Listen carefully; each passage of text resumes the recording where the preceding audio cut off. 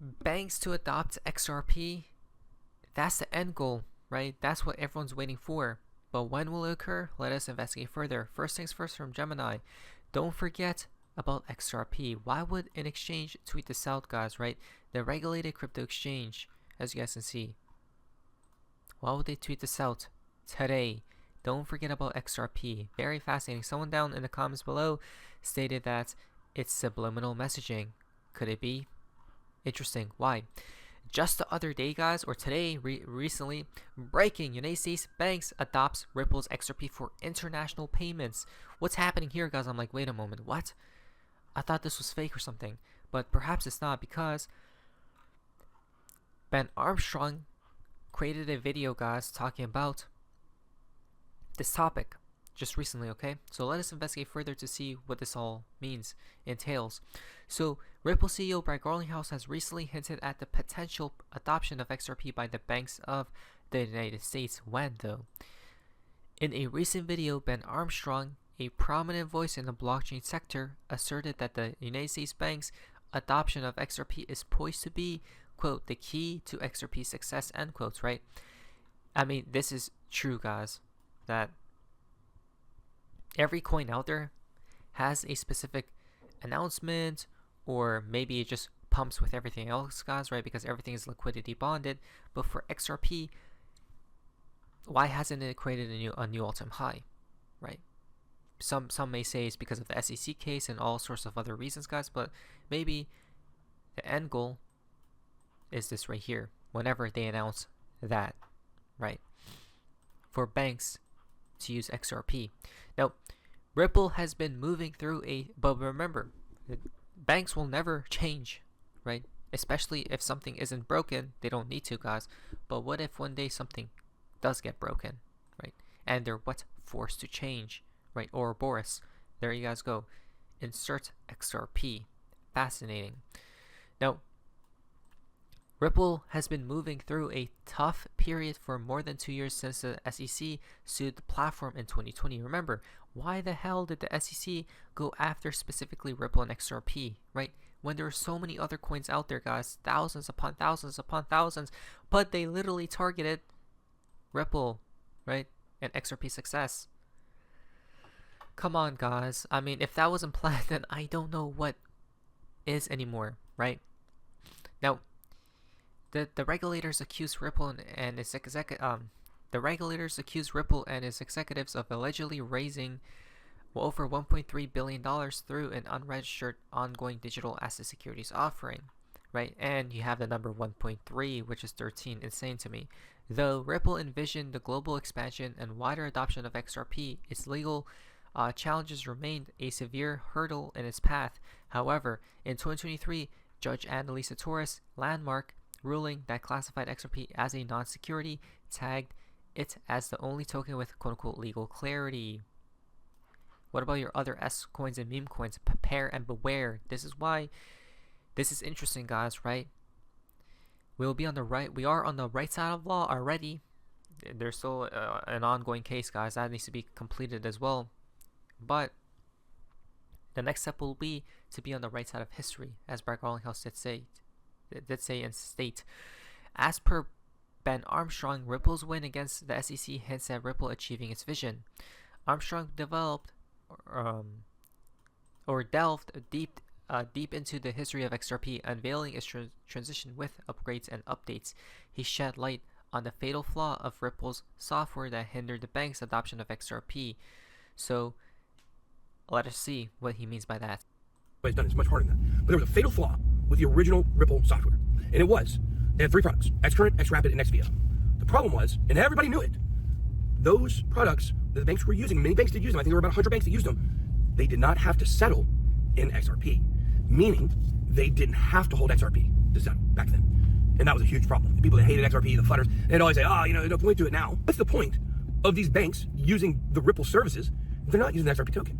Sure, the Ripple Lab IPO eventually might be huge, but what would the value proposition of XRP be if all the banks using the software aren't having to use the token? There's no motivation to get into the world of crypto per se and to hold on to XRP. But Brad Garlinghouse a few years ago figured out they had to stop that. And something happened once they did that. They created 2 new products, RippleNet and ODL, or on-demand liquidity, and those two products are the combination of the other three products, with the difference being they're settled in XRP now, meaning anything that use it has to settle.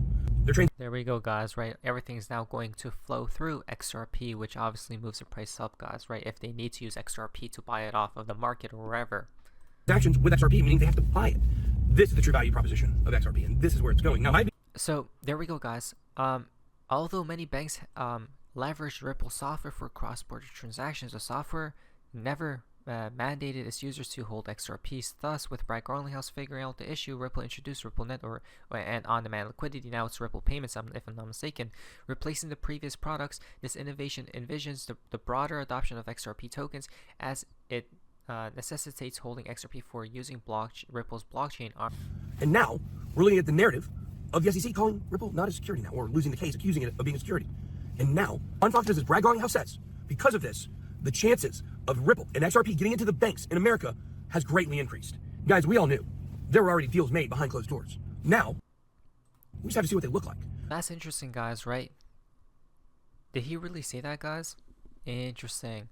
Again, they're all waiting for the case to conclude, even though it is technically concluded because XRP is not a security. But I'm guessing overall, right, when it's done and over with, then fireworks start to take place, guys.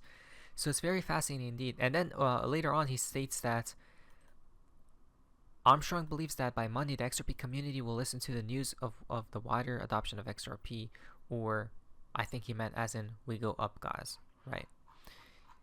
Now, check this out though. XRP equals SWIFT, ACH, or both, because what is the automated clearing house? The ACH network is an electronic system that serves financial institutions to facilitate financial transactions in the United States. It represents more than 10,000 financial institutions. ACH transactions totaled more than $72.6 trillion in 2022 by enabling over 30 billion electronic financial transactions, right? Someone down here says that what is different to them whether XRP is 50 cents or $5? Now, clarity comes when the court case is completely over and regulations come in. Then Ripple and XRP will rise 2025, right?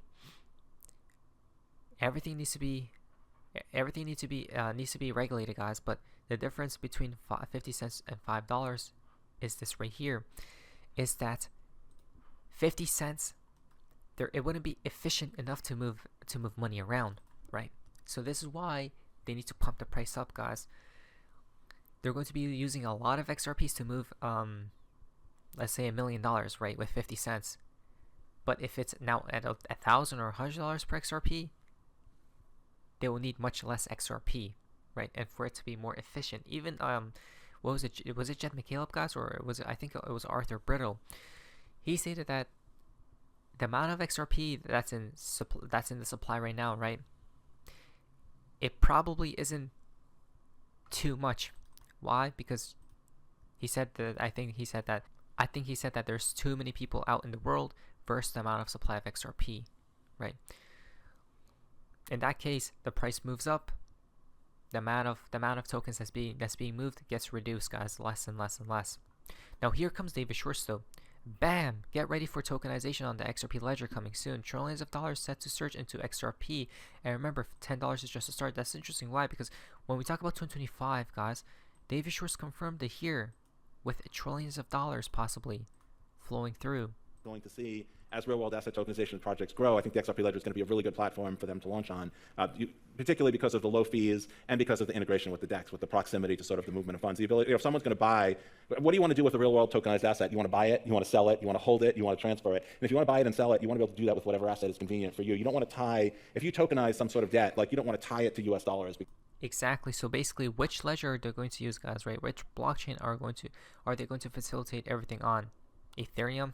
Good luck with the fees and everything. Bitcoin, they're building up NFTs or ordinals, guys, and there's a lot of mess on the big Bitcoin blockchain.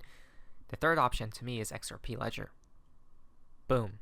Because then that limits access to those people who have sort of proximity to US dollars. One of the things XRP ledger is good for is giving you sort of proximity to many different assets, and that exchange is seamlessly built in. So I think that's one of the many reasons why the XRP ledger is going to be a good place to launch tokenized real world assets. I think we'll see that in the next year and a half. Cool, yeah. Wow, guys, next year and a half. So this was in 2023, I think. So 2024, 2025, right? Seems to be the time frame of things. Come on, guys. I'm actually super excited now. Not to mention, because check this out. Grayscale spotlights XRP as an alternative to SWIFT for cross-border payments. Okay, this was Grayscale saying this because after the SEC versus Ripple case is finally closed, guys, right? I'm guessing this year. Stuart Alderodi, Bragg Orlinghouse, all these people are projecting, I think this year it should finally conclude, guys, and it's go time. Again, which is fascinating, right? The timeline of things, the timing of things. Grayscale will reboot its single asset XRP trust and begin accumulating at a rapid pace, right? Not to mention, all these people will be buying everything up, guys, right? Nobody is aware of this as anti-welfare at Ripple. We see right here, makes sense. So this was from, wow, Anthony Welfare stated this as well, makes sense, into including XRP for their trust, guys. Wow, fascinating. Then we see the Australian digital dollar right here, guys, has been launched on the XRP ledger by Novati Group, enabling fast and low cost transactions on the energy efficient network. It also supports XLM sellers, blockchain, and Ethereum. I don't know what's Ethereum doing there, guys, but XRP ledger right there, right? Fast, scalable, secure, powered by Novati. AUDD, the Australian digital dollar, guys. Things are already moving towards this pace, but what we need are regulations. Without regulations, it will never happen, guys. They themselves self-stated that regulations are needed. We already got the utility. Where are regulations, right? Ripple being stated everywhere.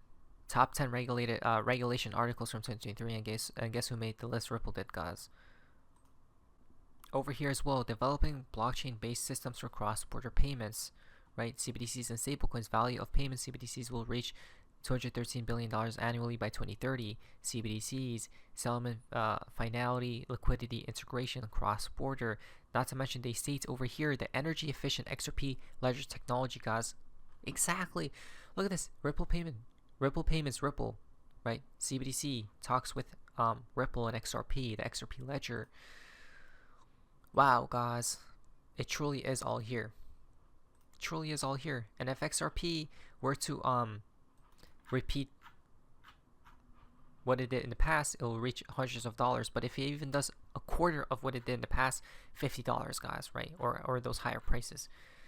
Come on. I know there will be news timed with whatever is going to be upcoming this year for it to create a new all-time high, but never financial advice. But anyways, Sophia's amazingness. See ya.